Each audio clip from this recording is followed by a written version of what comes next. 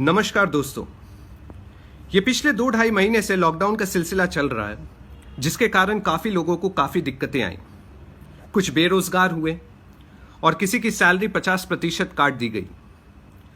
और ऐसी खास दिक्कतों में भी कुछ लोगों ने अपना मुनाफा ढूंढ निकाला।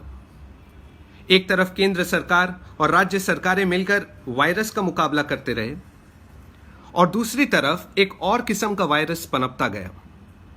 जी दोस्तों, मैं प्राइवेट स्कूलों की बात कर रहा हूं। यह जब से लॉकडाउन का सिलसिला शुरू हुआ है, इन प्राइवेट स्कूलों को एक भूत सा सवार हो गया। ऑनलाइन क्लासेस शुरू कर दिए, ई लर्निंग प्रमोट करना शुरू कर दिया।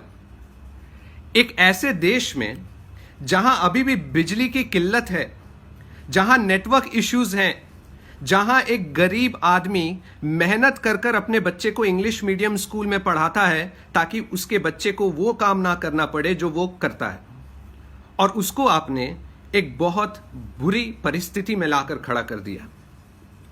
पिछले ही दिनों एक जूट मिल के कर्मचारी ने मुझसे कहा कि सर, मैं महीने में 8 से 10 हजार कमा लेता हूं, बच्चे को किसी भी तरह से एक इंग्लिश मीडियम स्कूल में डाला है और अभी स्कूल वाले कहते हैं कि ऑनलाइन क्लासेस होंगे और घर में ढंग का फोन तक नहीं है कि बच्चा ऑनलाइन क्लास कर सके। अब फोन लेकर आए तो अब फोन के साथ नेटवर्क चाहिए। दिन में 3-3, 4-4 घंटे क्लासेस हो रहे हैं, मोबाइल डेटा पे चल नहीं रहा है, तो अब हमको वाईफाई भी लगाना पड़ रहा है, उसका अलग से खर्चा है। तो मैं ये पूछना चाहता हूं कि क्या सच में आप बच्चों की भविष्य को लेकर सोच रहे हैं या सिर्फ अपने बिजनेस को लेकर सोच रहे हैं? एक बहुत सीधा सवाल, अगर एक साल में बच्चा 5 चैप्टर कम पढ़ लेगा अपने सिलेबस में, तो क्या वो आइंस्टाइन नहीं बन पाएगा? क्या शेक्सपियर नहीं बन पाएगा? क्लासेस तो क्लासेस, अभी ऑनलाइन परीक्षाएं भी कुछ कॉन्वेंट स्कूलों ने शुरू कर दी, कुछ प्राइवेट स्कूलों ने शुरू कर दी। कुछ बच्चों का कनेक्टिविटी नहीं है, परीक्षा दे नहीं पा रहे, उनके बारे में कौन सोचेगा? और बिजनेस देखिए, सिर्फ स्कूल नहीं, कुछ न्यूज चैनलों ने भी बिजनेस शुरू किया। न्यूज चैनलों पे कुछ टीचरों को बुलाकर क्लास लिए जा रहे हैं। यहां पे टीआरपी का खेल चल रहा है।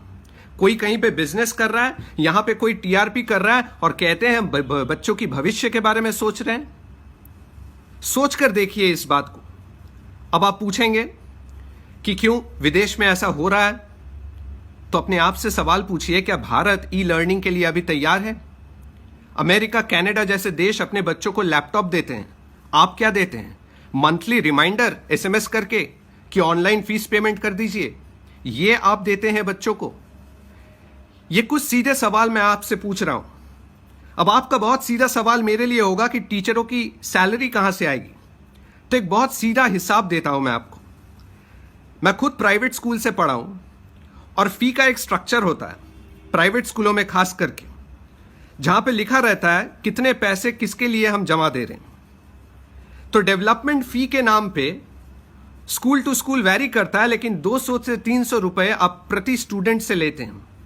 उस हिसाब से अगर स्कूल में 3000 बच्चे हैं, मैं 200 रुपए पकड़ता हूं, तो साल के हो जाते हैं वो 72 lakhs। I repeat, 72 lakhs।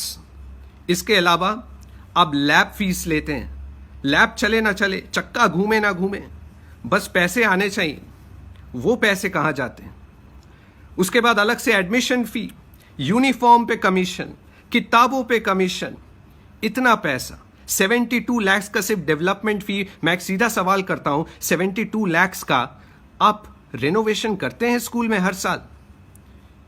क्या इन पैसों से 3 महीने टीचरों की सैलरी नहीं दे सकते आप?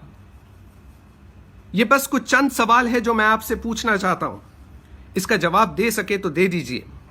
और अंत में जाते जाते इतना कहूंगा, आप ही लोग हैं जो फिर बच्चों को इंग्लिश क्लास में और वैल्यू एजुकेशन क्लास में ऐसे लिखने के लिए देते हैं कि money is not the most important thing in life.